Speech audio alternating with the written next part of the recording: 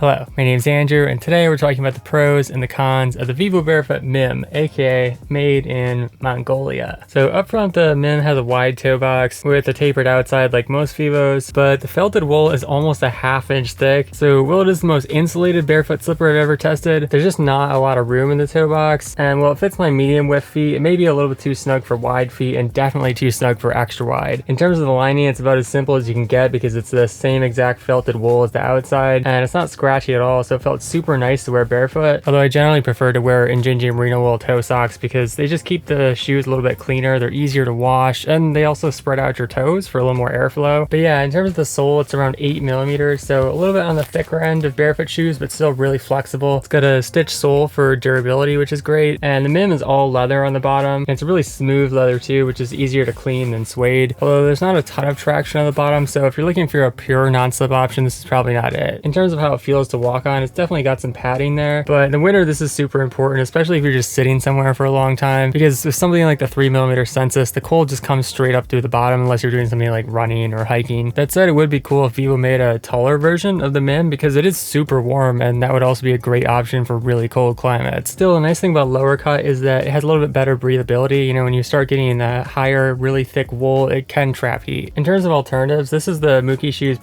Slipper. It has a pretty similar width and shape to Vivo Barefoot, but the wool is significantly thinner, so it just gives you more room up top. Like the MIM, you can also wear it barefoot. It's really soft and comfortable. Up top, the ankle is elastic, so it holds a little bit better than the MIM, but the MIM feels slightly softer on the edges. Also has a stitched sole for durability, but the tread is only 3mm, so it's much more flexible. It feels closer to being completely barefoot, and this is a great non-slip option because Mukishoes rubber is very grippy, and it's also durable enough that you can walk around outside with it. Plus, you do get a little bit of side protection from wet conditions, although it's not super high, and the upper is definitely not water resistant. Finally, if you do want a higher cut option, this is the Wildling Koselig. Probably has the widest toe box of the three, and I like that Wildling has a more squared off front, and while there is a lot of wool insulation in there, it's not quite as thick as the MIM, so there is a little bit more room. Speaking of insulation, it's super puffy. This is my favorite out of the three, and the sheep's wool is really great for breathability, especially on the top here, and I like that they've split it for making it easier to slip on and off, although it would be great if they added a side zip here. But yeah, the upper is wool as well. It kind of looks like a herringbone suit, although you can hear on the bottom there's this crinkle,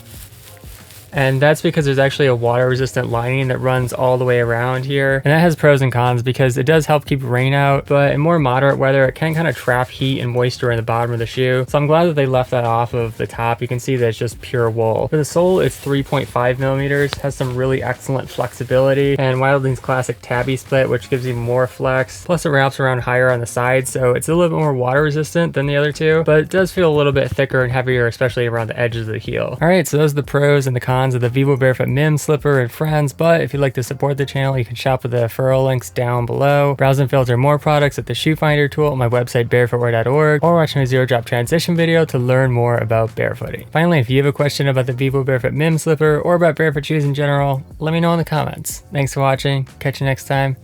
Peace.